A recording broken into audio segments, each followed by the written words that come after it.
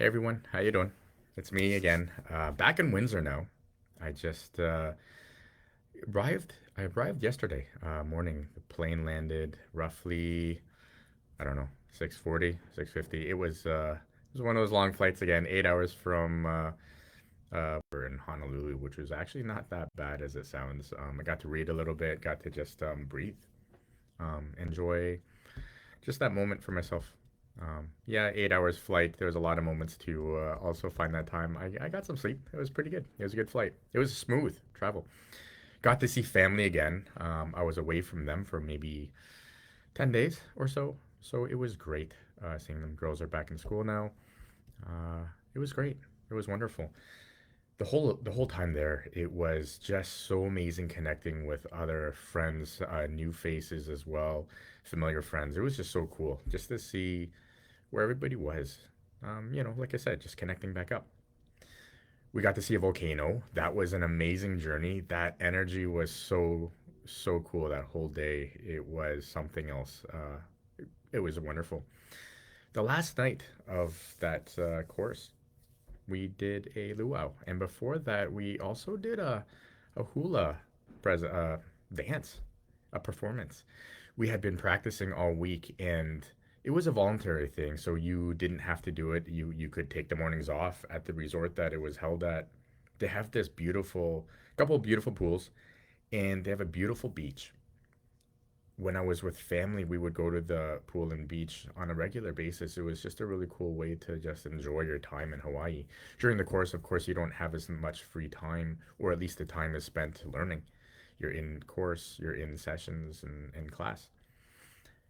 Every morning I woke up, and I'll say this, I am not a dancer inherently, at least. I've never danced. It was always one of those things I was uncomfortable with. School dances, I would just do the side to side. It was something I rocked that side to side move. I was so good at side to side. That was me. Otherwise, yeah, dancing wasn't one of those things I'm comfortable with. Every morning from 10 to 12, we would do hula.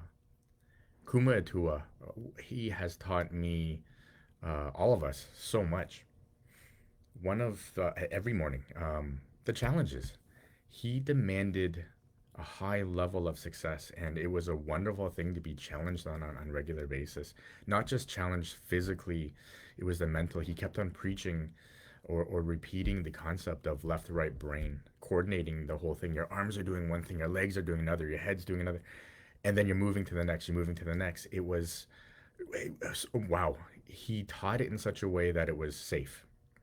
He didn't do everything all at once and demanded you know it. He knew when to add something new. He knew when to hold on or to adapt or to readjust.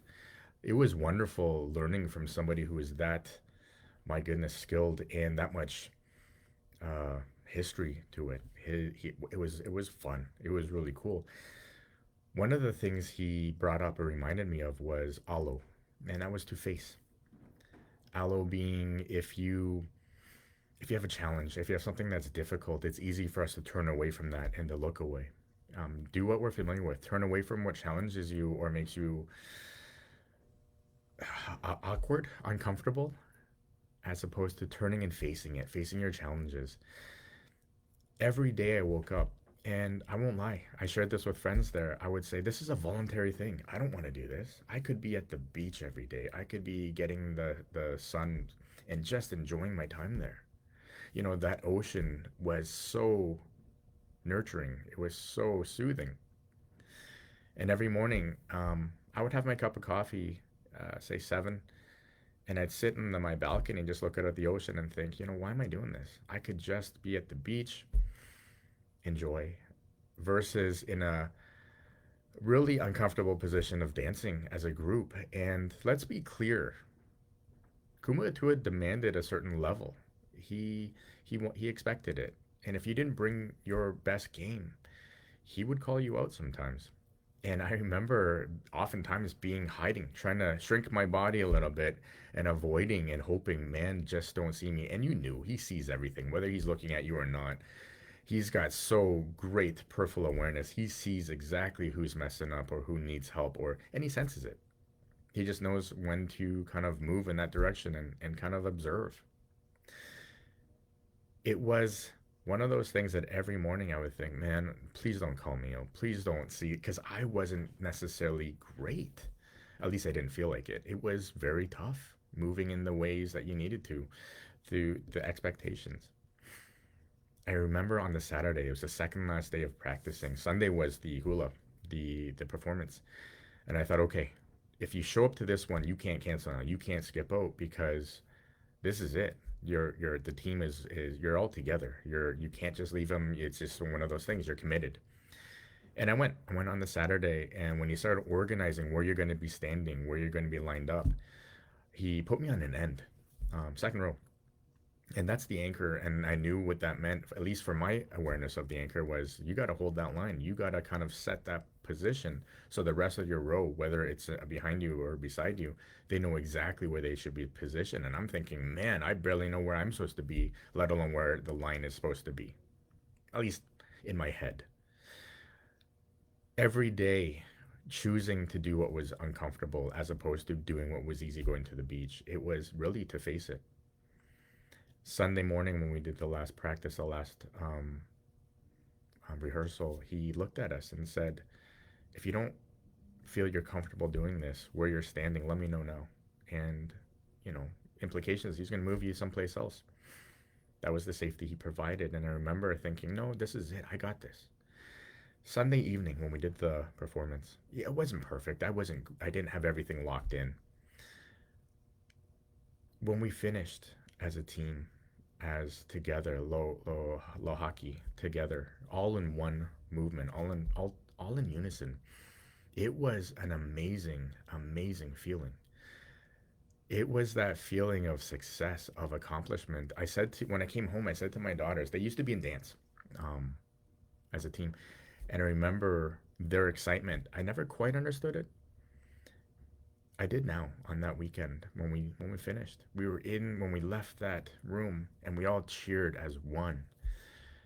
Prior to that, when we all moved and danced as one, we flowed as one. It was an amazing feeling of belonging, of accomplishment, to face things. What isn't easy, what challenges you, yeah, man, that is inherently difficult. When you get there, when you face it and you accomplish what you needed to accomplish, what you set out to do, and you're successful at it, I won't lie to you. Every time I get those, it is just that, oh man, whoa feeling. Who wouldn't want that? If you're facing that and you know there's things you should be facing in your life and you're struggling to, easier to turn away, easier to not do it, to avoid, to just ignore it, hope it goes away. And day after day, time after time, it comes back up, year after year, maybe. And you know in your heart, you just got to face it. Not sure of how to do it, not sure in the past what went wrong when you tried. If you need that help, give me a call. Send me a message. Let's set up a time to chat. Find some strategies. Figure out what's going on and how do we get that success for you.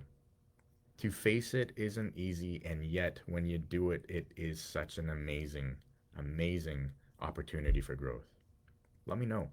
Hope this helped. It was great sharing this with you, and I'll be back. Have a nice day. Have a nice week, guys. See you later. Bye.